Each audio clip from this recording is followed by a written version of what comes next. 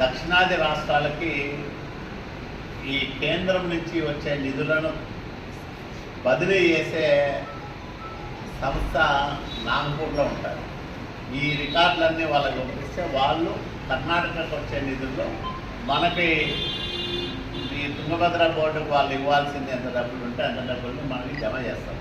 అది 3 నెలలు పెట్టచ్చు, 6 నెలలు పెట్టచ్చు, 9 నెలలు పెట్టచ్చు. కానీ డబ్బులు ఇచ్చేది మనమే. మన ఆర్థిక పరిస్థితి ఇబ్బందికరంగా ఉన్న మన నాయకుడు ప్రత్యేకమైన శ్రద్ధ తీసుకొని దానికి గేట్లు బిగించేదానికి 51 కోట్ల రూపాయల నిధులు ఇచ్చినారు. ఇది చంద్రబాబు నాయుడు గారికి మన పట్ల, మన ప్రాంతం పట్ల, రాయలసీమ ప్రయోజనాల పట్ల ఉన్న చిత్తశుద్ధి. ఇవి మనం ప్రజలకు చెప్పాలి. జగన్మోహన్ రెడ్డి 5 ఏళ్ళు గ్రీస్ పూసే కూడా డబ్బులు ఇవ్వాలి. మనము ఇన్ని కోట్లు ఖర్చు పెట్టి గేట్లే మార్చి, ఇది మనకు జగన్మోహన్ రెడ్డికి మధ్య ఉన్న తేడా. దీన్ని మనం బలంగా చెప్పుకోవాలంటే మనం చేస్తున్న పనులు బలంగా చెప్పుకోలేకపోతే మనకు ఎన్నికల్లో నష్టం వస్తుంది. మనమన్నీ బాగా చేస్తున్నాం కదా, ప్రజలకు తెలుస్తుంది కదా, ప్రజలన్నీ చూస్తున్నారు కదా అంటే మనం భ్రమ అవుతాం. మనము చేస్తున్న పనులను చెప్పుకోవడం ఒక ఎత్తైతే మన మీద జరుగుతున్న రాజకీయ కుట్రలను ఎప్పటికప్పుడు జాగ్రత్తగా గమనించి దానిలను సమర్థంగా తిప్పిపట్టకపోతే కూడా మనకు నష్టం జరుగుతుంది. ఉదాహరణకి మొన్న ఒక సంఘటన జరిగింది. సుభాన్ అని గుమ్మగట్టలో ఉండే బీటీపీ ప్రాజెక్టు కమిటీకి అతను వైస్ చైర్మన్. అయితే అతనిది బ్రహ్మసముద్రం మండలం కళ్యాణదుర్గం కోటా కింద అతనికి ఆ పదవి వచ్చింది. కళ్యాణదుర్గం నియోజకవర్గానికి సంబంధించిన తెలుగుదేశం పార్టీ నాయకుడు. అతని మీద దాడి మన ఊర్లో జరిగింది, రాయదుర్గంలో జరిగింది.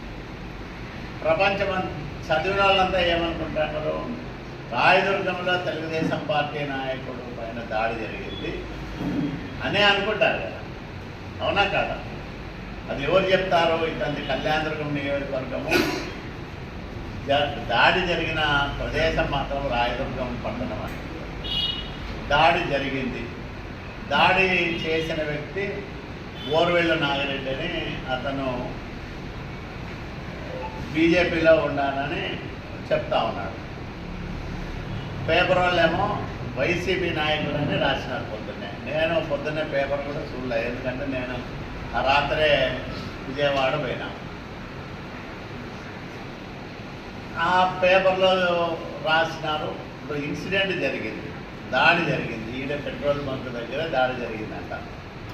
దాడి చేసిన వ్యక్తి బీజేపీ నాయకుడని చెప్పుకుంటా ఉన్నాడు. అతన్ని పోలీసులు వెంటనే పట్టుకొని పోలీస్ స్టేషన్లో కూర్చోబెడితే, అతన్ని ఎందుకు అంతసేపు కూర్చోబెడుతున్నారు, వెంటనే బయటికి పంపిమ్మని ఫోన్ చేసిన వ్యక్తి కాంగ్రెస్ పార్టీ నాయకుడు. నేను కాంగ్రెస్ పార్టీ నాయకుడిగా మాట్లాడలే, నేను అడ్వకేట్గా మాట్లాడుతానని అతను పోలీసు అధికారులు చెప్పినాడు. రాయబారాలు కేసు లేకోకుండా చేయాలని ప్రయత్నం చేసిన వ్యక్తి ఎవరు? ఉపేందర్ రెడ్డి. ఆసుపత్రికి పోయి ఉపేందర్ రెడ్డి అతనితో మాట్లాడి, ఏదో జరిగిపోయిందిలే, నువ్వు కేసులు పెట్టద్దులే అని అతనితో మాట్లాడినాడు. చూడండి విచిత్రం. అంటే రాయదుర్గంలోనే ఇట్లాంటి వాతావరణము మనం చూస్తూ ఉన్నాం. బీజేపీకి కాంగ్రెస్ పార్టీకి సరిపోదు, అవునా? అట్లాగే వైసీపీకి కాంగ్రెస్ పార్టీకి సంబంధం ఉండకూడదు. మామూలుగా అయితే వైసీపీ ఒక పార్టీ, కాంగ్రెస్ ఇంకో పార్టీ. తెలుగుదేశం పార్టీ నాయకుడి పైన దాడి జరిగితే కాంగ్రెస్ పార్టీ నాయకుడు దాడి చేసిన బీజేపీ నాయకుడిని విడిపించేదానికి ప్రయత్నం చేస్తాడు. కేసు లేకుండా చేయడానికి వైసీపీ నాయకుడు రాయబారాలు చేస్తాడు.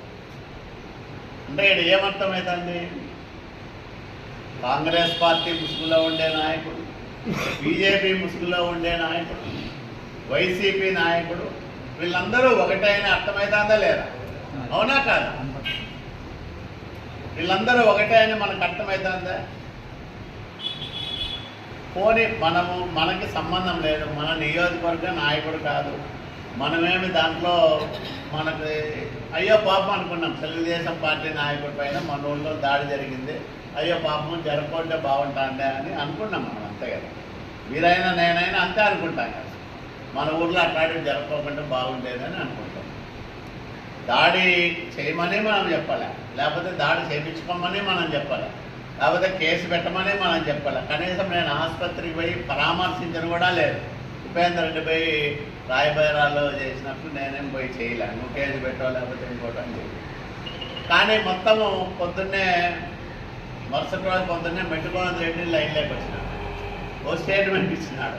అంటే వీళ్ళందరూ సాలేదని, ఈ 3 రెడ్లో 4 రెడ్లో సరిపోలేదని వైసీపీ అసలు రెడ్డి బయటకు వచ్చి ఇదంతా కూటమి నాయకుల మధ్య జరుగుతున్న దాడులు, మా పేరు ఎత్తుతారు, అది ఇది అని అతను స్టేట్మెంట్ ఇస్తాడు. అంటే వీళ్ళందరి ఉమ్మడి లక్ష్యం ఏంటి? తెలుగుదేశం పార్టీని దెబ్బతీయాలా, కాలువ శ్రీనివాసులు ప్రతిష్టను దెబ్బతీయాలా, అంతే కదా. ఎవరైనా మెట్టుగోవింద్ రెడ్డి అయినా, ఉపేందర్ రెడ్డి అయినా, ఇంకో రెడ్డి అయినా ఎవరు చేస్తారు? ఇదే చేస్తున్నారు. ఇది మనము జాగ్రత్తగా గమనించాలి. ఇప్పుడు మన దగ్గర కూడా రెడ్లు ఉన్నారు, నాకు కుటుంబ సభ్యుల కంటే చాలా దగ్గరగా ఉంటారు, గౌరవం ఉంటుంది. మనం ఒక రెడ్లకు వ్యతిరేకం కాదు. కానీ ఎవరైతే తెలుగుదేశం పార్టీని వ్యతిరేకిస్తున్నారో, లేదా కాలువ శ్రీనివాసులు ప్రతిష్టను మసగబార్చాలని కుట్రలు చేస్తున్నారో వాళ్ళకు మాత్రమే మనం జాగ్రత్తగా ఉండాలి, వాళ్ళ పట్ల. అవునా కాదా? ఇప్పుడు నాకు సంబంధం లేదు, రాయదుర్గం తెలుగుదేశం పార్టీకి సంబంధమే లేదు. కానీ మన మీద నాగిరెడ్డి అతను ఒకటి ఇచ్చినాడు, కూటమి నాయకుల పైన అక్రమంగా కేసులు పెట్టిస్తాను అని మన మీద స్టేట్మెంట్ ఇస్తాడు. అంటే బీజేపీ లీడరు మన మీద స్టేట్మెంట్ ఇస్తాడు, కాంగ్రెస్ లీడరు మన మీద స్టేట్మెంట్ ఇస్తాడు. వీళ్ళిద్దరినీ కాదని అందరికంటే గనుడు ఆచంట మల్లనే మెట్టుగోవింద్ రెడ్డి మన మీద స్టేట్మెంట్ ఇస్తాడు. మనదేమీ తప్పు లేదు, మన సంబంధం లేదు, మన ప్రమేయం లేదు, మనకు అర్థమర్థం తెలుసు, అంతే కదా. ఏదో దాడి జరిగిందంటే అందరికి తెలుస్తుందో మనకు తెలుస్తుంది. ఎట్లా ఉన్నాయో రాయదుర్గంలో ఈ రాజకీయ పరిణామాలు అనేది మనము జాగ్రత్తగా గమనించాలా. గమనించకపోతే మనకు తెలియకుండానే మన వెనకాల వీళ్ళందరూ కుట్రలు చేసి మనమల్ని సంబంధం లేని విషయాల్లో లాగి మన మీద బురద జల్లి రాజకీయంగా మనమల్ని దెబ్బతీసే పన్నాగాలకు కొనుక్కుంటా ఉన్నారు. అవునా కాదు? ఇదంతా మీకు అర్థమైందా? ఇప్పుడు మనకేమన్నా సంబంధమా? నాకేమన్నా సంబంధమా? రాయదుర్గం తెలుగుదేశం పార్టీకి ఏమన్నా సంబంధమా? సంబంధం లేదు కదా. కసుబాను నాకు తెలుసు, కానీ అయ్యో పాపం అనుకుంటాం, అంతే కదా. మనం ఏం చేస్తాం? మనమేం కత్తులు పట్టుకొని పోలే, లేకపోతే అతనికి మద్దతుగా మనమేమి ఇది చేయలేం. అయ్యో మన ఊళ్ళో జరగకూడదే అనుకున్నాం, బాధపడినామంతే. దీన్ని ఎంత కుట్రపూరితంగా వీళ్ళందరూ కలిసి నాటకాలు ఆడి మన మీద బురద జల్లుతున్నారో గమనించాలి మీరందరూ. ఎందుకంటే మీరందరూ పార్టీలో లీడర్లుగా ఉన్నారు కాబట్టి విషయాలు మీకు తెలియాలని చెప్తాను. నేను కూడా ఈ సమాచారం అంతా తెలుసుకోని చెప్తాను. నేను 2 రోజులు విజయవాడ పోయినా, వచ్చినాక హడావిడిగా తుంగభద్ర ఇవన్నీ ఉంటే పోయినాం. కానీ ఎందుకు ఇట్లా నా మీద మెట్టుగోవింద్ రెడ్డి స్టేట్మెంట్ ఇస్తాడు, బోరవేళ్ళ నాగిరెడ్డి స్టేట్మెంట్ ఇస్తాడు, ఇంకొక రెడ్డి పోయి ఆసుపత్రిలో రాయబారాజు, ఎందుకు వీళ్ళందరూ ఇట్లా చేస్తున్నారని ఆలోచన చేస్తే అందరూ కూడబలుపుకొని చేస్తున్న రాజకీయ కుట్రగా మనము దీన్ని చూడాలా. దీని వెనకాల పార్టీలను కాదని వీళ్ళందరూ ఒకటవుతున్నారు అనే సత్యాన్ని మనం గ్రహిస్తే మనం మరింత అప్రమత్తంగా ఉండేదానికి అవకాశం ఉంటుంది. ఇక్కడ బీజేపీ లేదు, కాంగ్రెస్ లేదు, వైఎస్ఆర్సీపీ లేదు. ముగ్గురి ఉమ్మడి లక్ష్యం ఒకటే. బీజేపీ అంటే ఒరిజినల్ బీజేపీ వాళ్ళు పాపం చాలా మంచోళ్ళు, వాళ్ళు దీనిలోకి రారు, ఇట్లా కార్యక్రమాలు చేయరు. వాళ్ళేదో పార్టీ సిద్ధాంతాలు, మోడీ గారి నాయకత్వం బలంగా ఉండాలని కోరుకునే ఒరిజినల్ బీజేపీ వాళ్ళతో మనకు సంబంధం లేదు. కానీ ఎవరైతే 5 ఏళ్ళు దారుణాలు చేసినారో, బీజేపీ ముసుగేసుకున్నారో, ఇట్లా వాళ్ళంతా మనం జాగ్రత్తగా ఉంటాం, లేకపోతే దెబ్బతింటాం. రేపొద్దున మనం క్యాండిడేట్లు పెడతాం స్థానిక సంస్థలు, మన చుట్టూనే వస్తారు వీళ్ళు, మనం ఏమేం చేస్తామో తెలుసుకుంటాం. మనం దెబ్బతీయాలని కుట్రలు పన్నారని ఏం గ్యారెంటీ మనం? అవునా కాదు? ఆ నాగిరెడ్డి అనేవాడు స్టేట్మెంట్లో చెప్తాం, మేమంతా బీజేపీ నాయకత్వానికి ఫిర్యాదు ఏమని చెప్తాం? కాలువ శ్రీనివాసుల మీద మేమంతా రోజు కుట్రలు చేస్తున్నామని చెప్తారా? ఏం చెప్తారు మీరు? మేమంతా ఒకటే, వైసీపీ కాంగ్రెస్ అన్నీ ఒకటే, రాయదుర్గంలో కలిసి కుట్రలు చేస్తున్నాం కాలువ శ్రీనివాసులు ప్రతిష్టను భంగం చేయడానికని చెప్తారా?